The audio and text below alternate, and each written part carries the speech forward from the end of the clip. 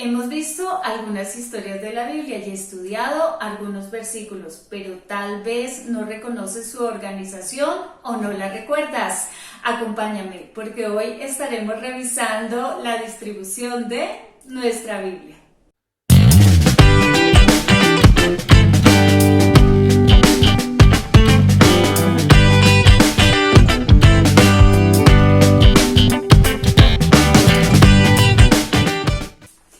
Hola, soy Amparito. Gracias por estar aquí, viviendo la palabra. La Biblia es la voz de Dios y claramente su autor es Dios mismo, quien a través del Espíritu Santo, quien guió e inspiró a más de 40 escritores, pudo revelarse a toda la humanidad.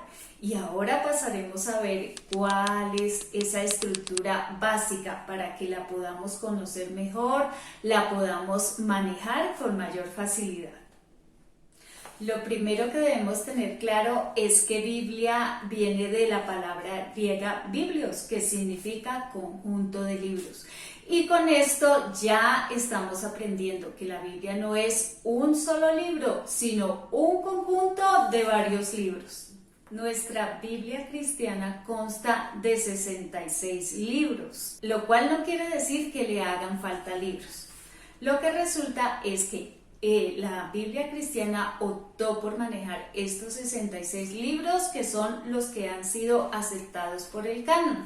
¿Qué es el canon? Así, para que lo entienda fácil, es ese grupo de personas que estudiaron y analizaron que cada libro contara con las características perfectas, indicadas y divinas para hacer parte de la Biblia. Y 7 libros de estos no reúnen todas las características, pero no quiere decir que estos libros sean malos. Estos libros son de gran valor histórico y son los que hacen parte de la Biblia católica, la cual consta de 73 libros. Hay otras Biblias, pero en este caso solo haré referencia a estas dos por ser las más conocidas. Bueno, y básicamente la Biblia se divide en dos partes, Antiguo Testamento y Nuevo Testamento. Testamento quiere decir pacto. El antiguo pacto y el nuevo pacto, el antiguo pacto que manejaba Dios con el pueblo de Israel, pero donde se anunciaba y se hablaba del Señor Jesucristo. Y el nuevo pacto, el que vino a traer el Señor Jesucristo, y en este nuevo pacto es donde se revela, donde lo vamos a conocer al Señor Jesucristo. Y es precisamente ese el tema central de la Biblia, de la palabra de Dios, el Señor Jesucristo, su obra redentora y su reino, que es el reino de Dios. Toda la Biblia cristiana está compuesta por 66 libros, dentro de los que encontramos 39 libros en el Antiguo Testamento y 27 en el Nuevo.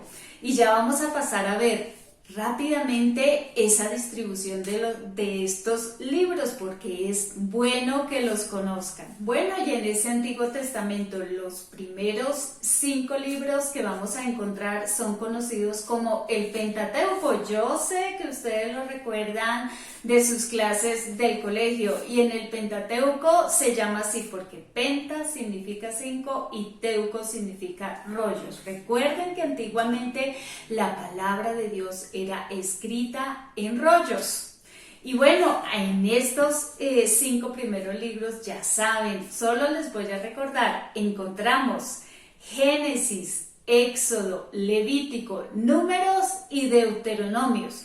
Y bajo una vista general les puedo decir que allí van a encontrar la creación del mundo, la creación del hombre, la salida del pueblo de Israel en busca de la tierra prometida. También encontraremos una diversidad de los muchos nombres que se le otorgan a Dios, las normas, lo que es bueno, lo que es malo, toda esa instrucción que el Señor dio allí para que pudieran encaminarse hacia Él, hacer lo que Dios decía. Las generaciones y las genealogías de los patriarcas de Israel, entre otros. En el segundo grupo encontramos 12 libros, como lo podemos ver aquí, que van desde Josué hasta Esther. Y son conocidos como los libros históricos. ¿Por qué? Porque allí se ven narradas las diferentes historias que rodearon al pueblo de Israel, todos los acontecimientos de guerras, de pecado, los templos y la era monárquica, entre otras muchas cosas. Bueno, y pasamos al siguiente grupo, que son los libros poéticos, y en este grupo encontramos 5 libros, que son Job, Salmos, Proverbios, Eclesiastés y Cantar de los Cantares. Aquí encontraremos una enseñanza acerca del amor de Dios por su pueblo, de esa hermosa relación entre Jesucristo y la iglesia, pero también podremos aplicar esta enseñanza a cómo es ese amor en el matrimonio entre los esposos. Bueno, y el siguiente grupo es uno llamado el de los profetas mayores, al igual que es seguido del libro de los profetas menores. Pero estos nombres no quieren decir que sean de mayor o de menor categoría, de ninguna manera, simplemente es por la extensión de su libro. Y dentro de los profetas mayores encontramos Isaías, Jeremías, Lamentaciones, Ezequiel y Daniel.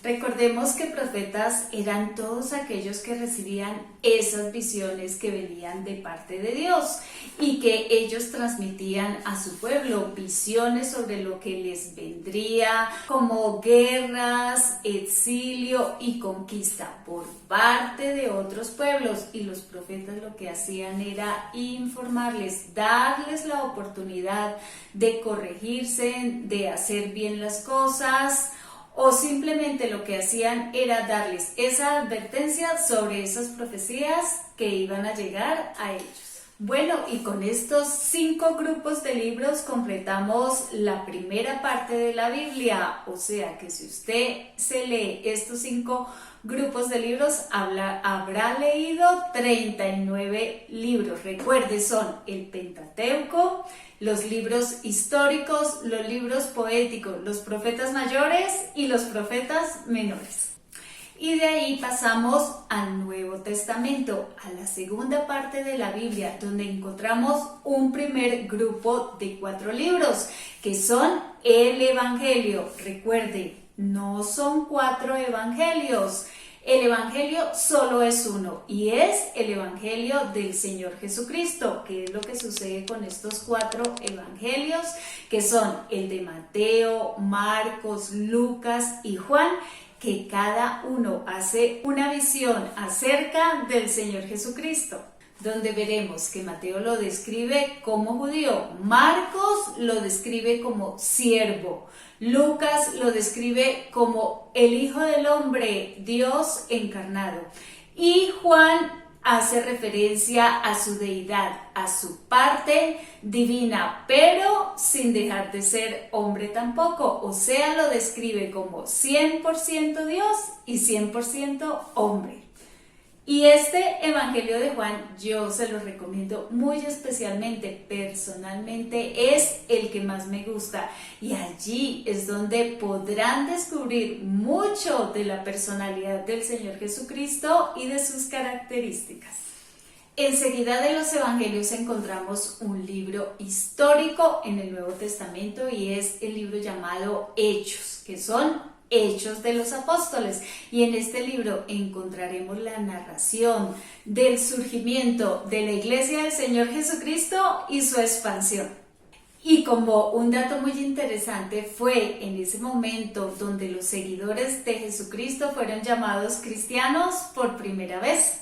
Y de este libro tan interesante pasamos a las epístolas, más conocidas como cartas. Epístola quiere decir carta. Y el primer grupo que encontramos son las 13 cartas paulinas, o sea, las 13 cartas que escribió Pablo a las diferentes iglesias y regiones. Y en este grupo encontramos diferentes tipos de cartas, cartas donde se hacen recomendaciones, donde se hacen exhortaciones, y el siguiente grupo dentro de estas epístolas encontramos esas cartas generales, que son 8 cartas, y donde encontramos la carta a los hebreos, las cartas de Pedro, de Juan y la de Judas. Los temas que encontramos dentro de estas cartas es lo que hacía referencia para esa época, lo que tenían que afrontar los cristianos dentro del Imperio Romano, pero también nos muestra cómo seguir a nuestro Señor Jesucristo en tiempos difíciles. Y una parte muy importante es que nos habla de las visiones que le fueron dadas a Juan acerca del futuro y de los tiempos finales. Y finalmente, para completar los 27 libros del Nuevo Testamento, encontramos el libro profético de Apocalipsis. Recuerden que ya habíamos visto de dónde venía ese concepto de profético, que es de los profetas. O sea que en este libro encontraremos esa visión del futuro, de los acontecimientos futuros, de la segunda venida del Señor Jesucristo. Es un libro al que no debemos tenerle miedo. Es un libro donde encontraremos una gran riqueza literaria de símil, metáforas, pero que nos ayudan a comprender todos estos sucesos que vendrán en el futuro. Si lo conocemos, estaremos preparados y además veremos esa promesa que encontramos en los libros anteriores, y es la segunda venida del Señor Jesucristo por su iglesia, por todos aquellos que creyeron y le amaron. Espero que este resumen práctico les haya gustado y así puedan conocer y manejar mucho mejor su Biblia para que se puedan entusiasmar cada vez más con la palabra de Dios. Y ya saben que la mejor forma con la que pueden contribuir a este canal es suscribiéndose al canal, compartiendo estos videos con otras personas. No olviden tocar la campana para que cada semana les llegue la notificación de un nuevo video. Denle me gusta y así ustedes se convierten en parte de esta comunidad que lleva la palabra de Dios a todo aquel que lo necesita. Los espero la próxima semana con un nuevo video. Bendiciones.